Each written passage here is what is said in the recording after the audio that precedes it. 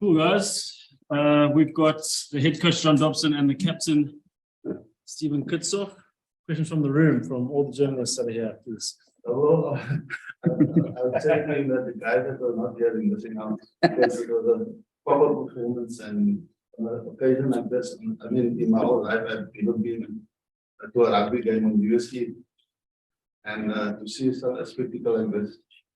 Yeah, I think it's actually got.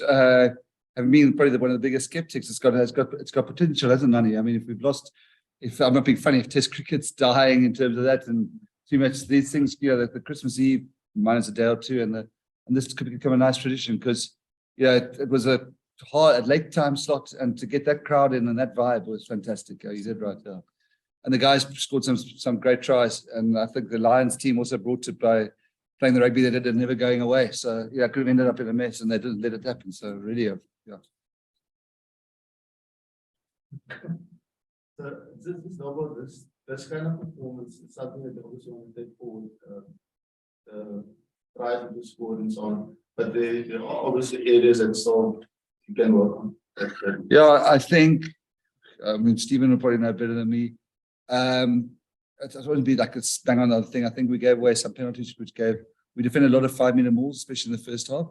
And I think maybe once or twice we're a bit loose with the ball, but I completely, like when they scored that intercept, we actually, do you remember that, was it disallowed? Or we're a bit loose, but it's quite hard here. You're sitting on New Year's Eve, they also want to entertain the crowd. You're in the lead, you want to play nice rugby, but that, I think maybe we didn't look after the ball. Maybe we need to be a bit more direct at times. The breakdown probably wasn't the standard of the last couple of weeks, but generally it was a pretty good performance. Yeah, then on the Congress, there was one that tried there, and that side it was margin of the pass at the second score. Oh, he blew it. Yeah, Mani, I mean, he gave it right, and he disallowed it. He disallowed it. But I mean, but I said that we didn't. Yeah, look, I think there were a couple of relooks at forward passes, one blown very quickly as well. But yeah, I'm just pleased that we scored some tries that people, we built on some of those tries from last week, which was great. We were horrible to come here and win 9-6 in a drudge, and yeah. Just touching on the 6 tries you scored, must be very happy, and it's just the individual Clive Mani. He's had 3 awesome games. I mean, it's like especially in the wide channels. Just touch on him. That's what we wanted from our Chiefs when we got him. He's probably exceeding our expectation like that. He's just magic getting the ball away, keeps it alive at the work. You can't coach speed. And I think I'm very happy the way he's going. And the other aspects of this game, the sort of silent, darker stuff, which he's getting better at. The defense, the maul defense, he's contesting superb, his own line out superb. So he's making nice progress. And I think we're credit to Stephen. And we've taken 4 Springboks, 3 who played this year out of that pack, in Salman, Evan Roos, and now Frans Maheba. And then still to be produce, it shows the resilience and the character within this group, I think. Then Bobo, just if we reflect on the 2022 season, obviously the last time we touched on it last week, the last game we actually lost against the Lions. Today you obviously beaten them, so you must be very happy with that. Yeah, a year ago where it was and where it is now. Yeah, I could give you a longer answer for the sake of it. No, but Steve was very good this week, leading the team, stressed them today. We actually looked at the end of that game and what it felt like on the 5th of December, probably our lowest point, So to be where we are now, to have gone over a year now in terms of days, it's fantastic. Very grateful and proud. I really literally am. These players are so resilient and they keep coming. I don't think you guys have been here a lot of the journey. You can't sit this another day. Yeah, before you have a team when the team's awful, they didn't turn up or that. I don't think we'd ever be accused of that. Accused of making mistakes or wanting to do things wrong, but never not turning up and playing with pride and passion. Just a couple of weeks ago, you spoke about the golden generation. The guys under 21. I don't know if really might come in his chance.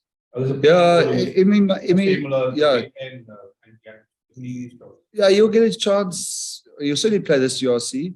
You might actually get it sooner than later. We've got to check what's going on downstairs with the medical staff. But he's got 1 or 2 technical things, and you don't want to. It's a highly technical position, scrum off. And I want to put him in the URC when he's. I don't want to say that there's one element of his game we're just trying to fix, where he's going off to get specialized or a thing like that. But if he is the future, he's a star in the making. I just want to get him right and ready. Then my final question is, Steven, just for you as a player, could you click on the year and tell us what it's been like being like internet home here? Yeah. In front of the faithful here. No, it's special. Like it actually flew by so quickly. And I mean, if you think back, the last time we lost was actually against the Lions. So just that, like the way the team's grown, the way we've adapted and became such a tight-knit unit was exceptional. So I think thinking back on 2022, it's been, I mean, probably one of the better years in my rugby career, and not just performance-wise, but like bonding as a team, working tightly with the management, players getting along, and everyone working to a common goal. So for me, it's been a great year. Who else? Is there anyone on Zoom who's got a question? Or yeah, it's already. Yeah. Hello, Yeah. yes. Perfect. Yeah, well done, Dobber. Well done, Steve. It looks like you guys on festive holiday and rugby is just part of the itinerary. What are you guys looking at in terms of the new year? When you've got the season is definitely chock-a-block and you're missing a couple of players, your Sinatlas, your Rowan Nels, your Skaran Tumbenis. Are you looking to bolster the forces? Because Currie Cup is going to roll in URC and you're going to lose some box to the camp whilst the EPRC and the URC are still kicking on. Yeah, I think it's so there was the first element of that question, which I forgot before bolstering resources. So do you mind repeating the way you're playing? Yeah, the way you're playing, you guys are playing with so much freedom, like you're on holiday and you just have to show up on the field and create a fortress. Yeah, look, we are playing. We've got a tough January. A lot of the South African teams do. In terms of the URC, we've got Glasgow and Ulster away. And we probably, if we want to get a home playoff, we're going to have to win one of those, and those are both really tough. So that's tough.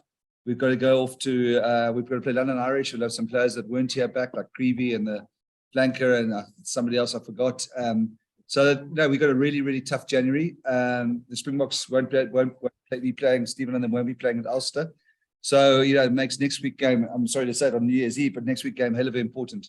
We got a little bit thin at lock. I think if we have any more issues there, we might have to look at bolstering our resources. As regards later on in the season, the Currie Cup, I'm entirely confident the Springboks come back. We've got some great youngsters.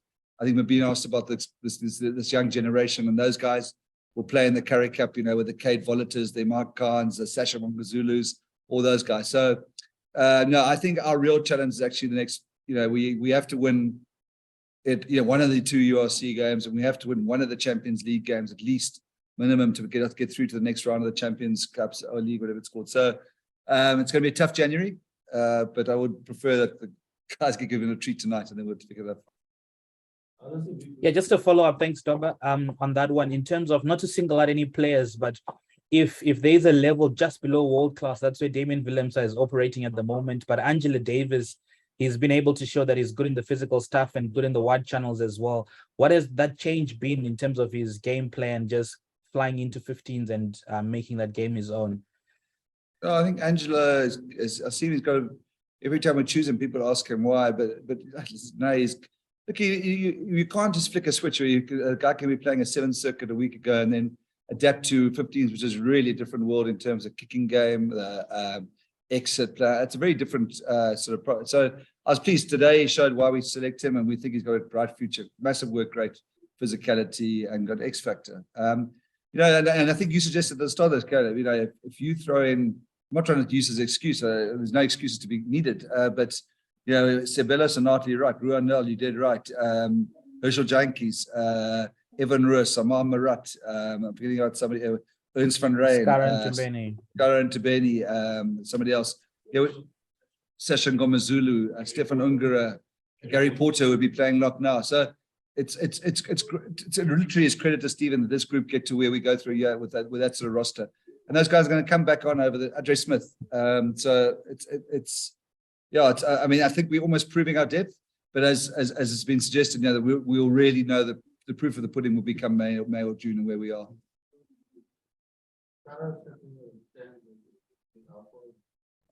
He's perilously close. Doing team planning now. Then Dobber, the last question I have to ask, I saw Craig Charles here. Obviously, with Ike's has been in the director of Wyman with this.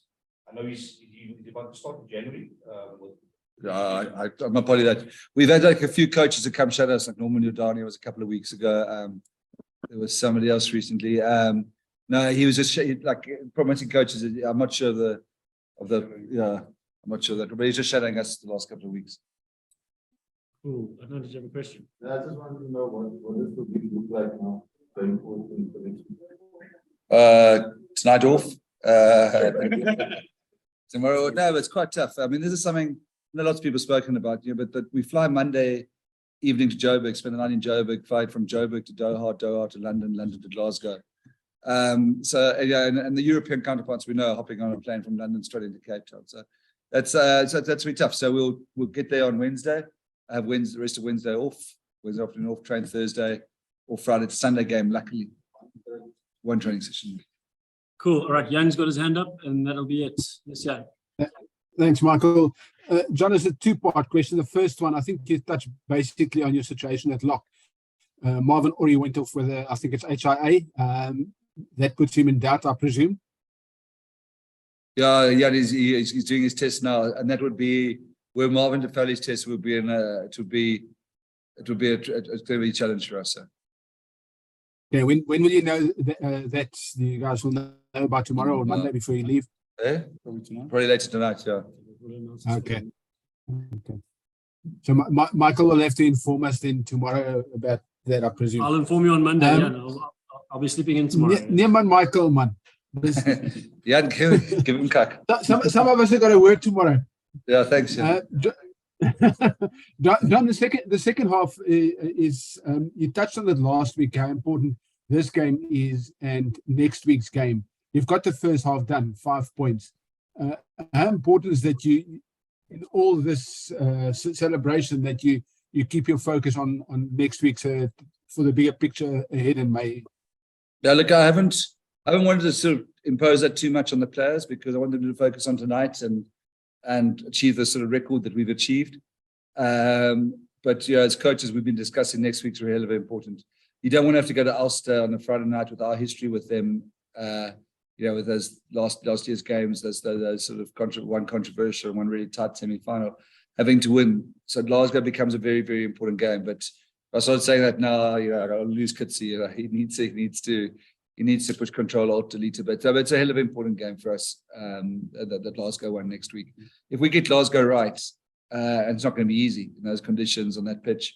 If we get Glasgow right, then we really are, where we finish in the log's probably very much within our own hands. Listen, we've still got we've only played 3 local derbies. We've got to play the Sharks twice, home and away. And they're obviously on the charge at the moment. And we've got to play a good Bulls team up at Loftus. So that's still a lot to go through. Cool. Thanks, Jan. Nice one, everyone. Happy New Year. Yeah. Happy New Year, chaps. Cheers. Thanks a lot. Enjoy.